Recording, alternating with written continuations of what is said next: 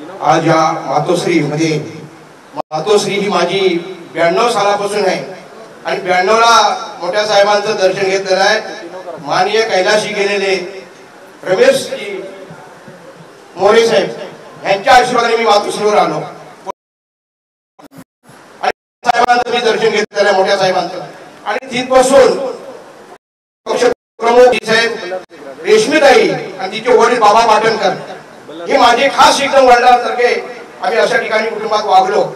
परंतु तुम्हाला माझी एकच एवढं सांगायची विनंती आहे, मी कुठेही नाराज नाही, परंतु थोडासा करून काही घटना घडली आणि आम्हाला रत्नागिरी जिल्हा आम्ही भडकवलेला होता। संपूर्ण बहुजन समाज, ओबीसी समाज आणि सगळा मोठा समाज राऊत साहेबांना, विनायक राऊत साहेबांना सगळ्यांना माहिती आहे आणि ह्याच्यातून तिथे थोडी बाजूला गेली, नाराजी झाली, म्हणून मी कुठे नाराज झालेलो नाहीये आणि माझ्या कुटुंबावर मी कुठे टीका निंदा काही केलेली नाही, म्हणून मी परत मी घरात आलो। आणि साहेबांचा आशीर्वाद, विनायकजी राऊत साहेबांचा आशीर्वाद, संजय राऊत साहेबांचे त्यांच्या कुटुंबामध्ये सगळे जिल्हा सर्व माझ्या तुम्ही पाठीशी आहेत का? आज साहेब तुम्हाला माझी एकच विनंती आहे, असा जरी साधा बोला असलो तरी आज लोकांना सगळ्यांचा विष्णू आहे, हा कोण आहे तो कोण असं मी कधीच कोणाला कमी लेखलेलं नाही, म्हणून सगळा रत्नागिरी जिल्हा आणि तुम्ही माझ्या डोक्यात संजय विनायक राऊत साहेब तुम्ही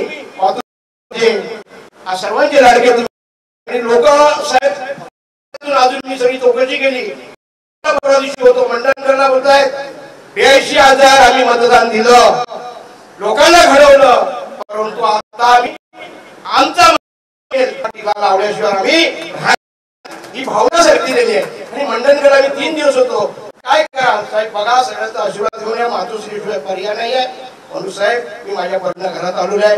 आता माझा शेवटचा हा शिरोमध्ये आशीर्वाद घ्यायला पुन्हा इकडे तिकडे गेलो नाही, काँग्रेसमध्ये गेलो होतो का काँग्रेसला गेलो, श्यामराव पेजी साहेब होते त्यानंतर घडेल, पण ते काही नाही, तुम्ही आपला पक्ष आपल्या बरोबर आहे, त्यांना सगळ्यांना घेऊन आपण या ठिकाणी तुमचं नाव कोरल्याशिवाय ब्रह्मविष्णू म्हणजे कोरल्याशिवाय अशी तुम्हाला सगळ्यांना धन्यवाद देतो, इथं थांबतो। जय हिंद, जय महाराष्ट्र।